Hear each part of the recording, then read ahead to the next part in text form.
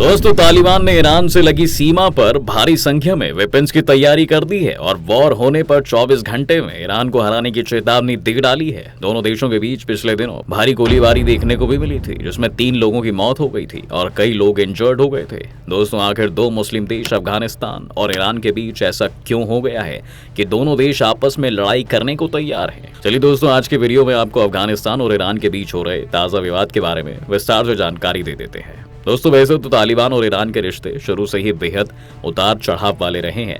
जहां एक और अफगानिस्तान में एक्सट्रीमिस्ट सुन्नी तालिबान का राज है, तो वहीं ईरान में शिया मुसलमान संख्या में सबसे ज्यादा हैं। अफगानिस्तान के साथ कल्चरल और हिस्टोरिकल रिलेशन होने के चलते ईरान ने लाखों अफगान रेफ्यूजीज को अपने यहाँ पनाह दी है।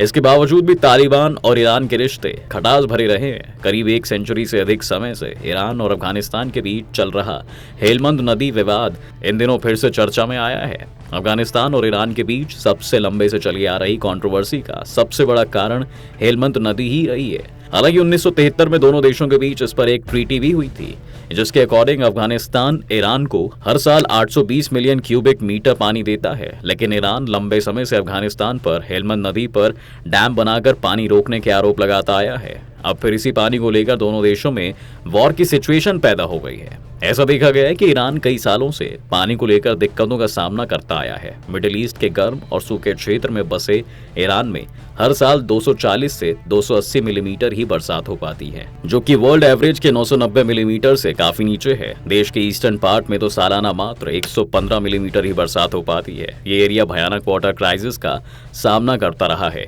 यूनाइटेड नेशन के फूड एंड एग्रीकल्चर ऑर्गेनाइजेशन के अकॉर्डिंग भी पिछले 30 सालों में ईरान सूखे की समस्या का सामना कर रहा है। लेकिन पिछले 10 सालों से ये प्रॉब्लम और भी बड़ी हो गई है। ईरान का 97% पार्ट सूखे की समस्या का सामना कर रहा है। जी हाँ, ऐसे में पानी को लेकर ईरान की टेंशन बढ़ना तो लाजमी है। आपको भी बता दें कि दोनों देशों के बीच 1973 में हेलमंद नदी में जो ट्रीटी हुई थी, उसे कभी भी सही तरीके से फॉलो नहीं किया गया, जिसके चलते ही दोनों देशों के बीच कंट्रोवर्सी होती रहती है। ईरान का आरोप है कि अफगानिस्तान उसके पानी पर सालों से कब्जा करता आ रहा है। उसकी दलील है कि 1973 की ट्रीटी में पानी की जितनी मात्रा बांटने पर एग्रीमेंट हुआ था, उससे बहुत कम पानी ईरान को मिलता है। अफगानिस्तान में ईरानी राजदूत हसन कजेमी कोमी ने पिछले हफ्ते दिए एक इंटरव्यू में कहा है कि पिछले साल ईरान को अपने हिस्से का सिर्फ 4% पानी ही मिला था। वहीं अफगानिस्तान ने ईरान के आरोप को खारिज करते हुए बताया है कि नदी का वाटर लेवल क्लाइमेट चेंज की वजह से कम हुआ है, इसलिए ही ईरान को कम पानी मिला है। ईरान के लिए टेंशन का मेन कारण है अफगानिस्तान में हेलमंद नदी के किनारे पर डैम, पॉन्ड और वाटर इरिगेशन सिस्टम डेवलप करना। अब इसके बाद दोस्तों, ईरान को लगता है कि इस प्रोजेक्ट के कारण ही उसके पास पानी कम बहकर आता है। लेकिन अफगानिस्तान की दलील है कि उसे खुद अपने देश के लिए वाटर क्राइसिस को सॉल्व करना है और वाटर इरिगेशन कैपेसिटी को बढ़ाना उसका हक है। एक तरफ अफगानिस्तान से पानी के फ्लो में रुकावट के चलते ईरान के साउथ ईस्ट रीजन सिस्तान से नेचर रिजर्व रेगिस्तान में तब्दील हो गया है, जबकि अफगानिस्तान का कहना है कि उसे खेती के लिए पानी जमा करने और बिजली पैदा करने के लिए डैम की जरूरत है। अफगानिस्तान अभी तक अपनी जरूरत की बिजली ईरान और बाकी पड़ोसी देशों से लेता रहा है। दोस्तों, ईरानी सरकार और एनवायरमेंटलिस्ट का मानना है कि हेलमंद नदी पर डैम बनने से ईरान के east region specially Sistan Balochistan में प्रॉब्लम बढ़ जाएगी। ईरान के लॉ एनफोर्समेंट फोर्सेस के डिप्टी कमांडर कासिम रिजाई और ईरानी सेना के ग्राउंड फोर्स के कमांडर किमर्स हैदरी ने ताजा कंट्रोवर्सी के बाद सिचुएशन को देखने के लिए अफगानिस्तान बॉर्डर विजिट किया था। हैदरी का कहना है कि अफगानिस्तान के साथ बॉर्डर पूरी तरह से आर्मी के कंट्रोल में है, सिक्योरिटी पूरी तरह से टाइट है। इसका मतलब ये नहीं कि हमें कोई खतरा है। जब अफगानिस्तान की आर्मी इंटरनेशनल रूल्स का रिस्पेक्ट करेगी, तब हम भी उसकी रिस्पेक्ट करेंगे और अच्छे पड़ोसी होने का फर्ज भी निभाएंगे। लेकिन जैसे ही वो नियम तोड़ते हैं, तो ईरानी सेना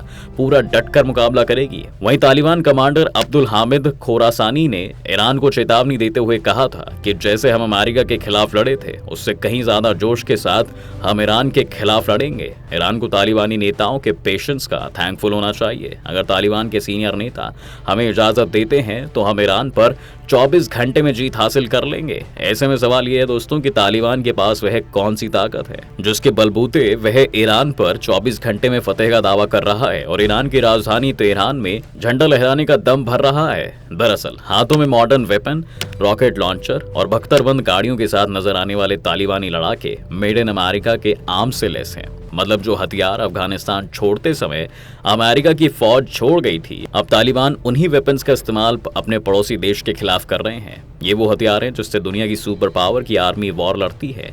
इन हथियारों के दम पर ही तालिबान ने ईरान के खिलाफ जंग छेड़ने का ऐलान किया है। चलिए दोस्तों, अब ईरान और अफगानिस्तान के बीच के टसल को भारत के नजरिए से भी समझ लेते हैं। अगर ईरान और अफगानिस्तान की वॉर होती है तो भारत किसके साथ खड़ा रहेगा और दोनों देशों के साथ भारत का कैसा रिलेशन है, इसके बारे में आपका जानना बेहद जरूरी है। सबसे पहले अफगानिस्तान और भारत के रिलेशन के बारे में आपको बता देते हैं। दोस्तों, अफगानिस्तान पर तालिबान का शासन है। भारत ने अब तक तालिबान को मान्यता नहीं दी है। इसके बावजूद दोनों देशों के रिश्ते तेजी से मजबूत हो रहे हैं। भारत लगातार अफगानिस्तान की मदद कर रहा है। उधर पाकिस्तान और अफगानिस्तान के बीच तल्खियां बढ़ती जा रही हैं। जी हाँ, इसकी एक बानगी ये देखिए कि अफगानिस्तान में भारत को मदद के तौर पर गेहूं पहुंचाना था।